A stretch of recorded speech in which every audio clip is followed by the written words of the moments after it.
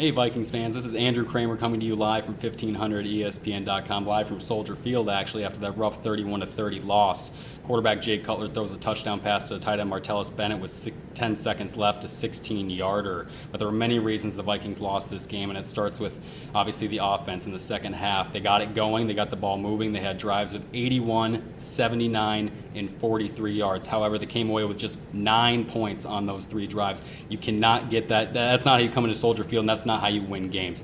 And especially when you have the special teams touchdown to kick it off. Cordero Patterson opens with his first ever NFL touchdown, breaks it for 105 yards. I had tweeted before the game too, I wasn't expecting him to get his hands on many of Robbie Gould's kicks after he went 5 for 5 in this very field a week ago against the Cincinnati Bengals and didn't let any returner touch it. And here Cordero Patterson takes the first one he gets his hands on and takes it back 105 yards. That sets him up in great position. Then Brian Robinson's 61-yard run after his fumble recovery from Jared Allen's sack strip.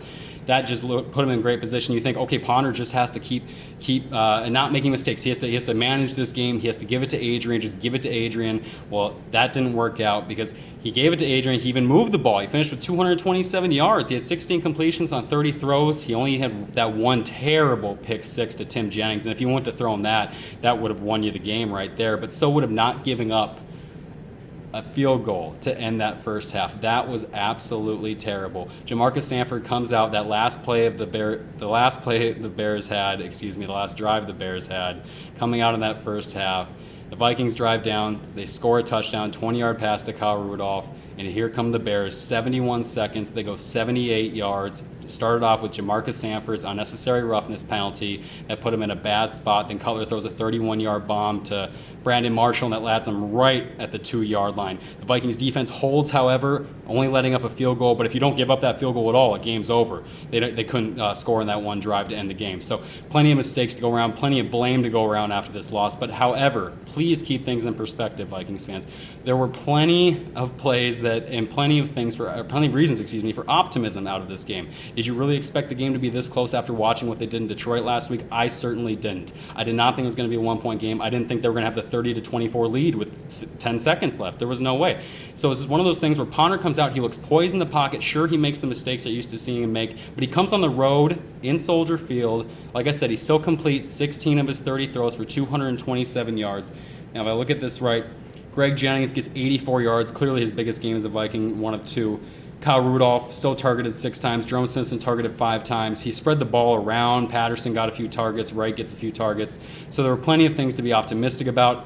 Running lanes actually opened up for Adrian Peterson, which was good to see as well. The offensive line started off a little shoddy, but came back and actually did some good work on the Bears' defensive line that isn't as good as the Lions' defensive line. They're not Ndamukong Suh. They're not Nick Fairley, but they're not pansies. You're not going to push them around. So it was good to see on that front. But Peterson couldn't get it done on that 1st and goal, 3rd and goal on that last drive. They were first and goal from the 6. Ponder hands it off to Peterson. He gets 2 yards up the left tackle. He then misfires to Kyle Rudolph. And then on 3rd and 4, the Vikings call a run to Adrian Peterson, same left side, and he gets stuffed for no gain. That's what Vikings fans had to have been irked by. Frazier said after the game, listen, hindsight's 20/20, we would have done something different. You're always going to say that when it didn't work, though. If Adrian Peterson runs in that touchdown like he normally would have, like Ponder said, the majority of the time, I guarantee Adrian gets that in there. Adrian said, I tried my hardest. I didn't want it to come back and haunt us, but it did. Vikings are sitting at 0-2. They've come out of this before in 2008. They won the division after losses to Green Bay and Indianapolis, but it's an 0-2 hole in the division on the road. That's tough to overcome, and they'll have to starting with Cleveland next week. Thanks a lot, Vikings fans. Thanks for watching. I appreciate your time. I appreciate your readership, and I look forward to talking with you more. Thanks a lot.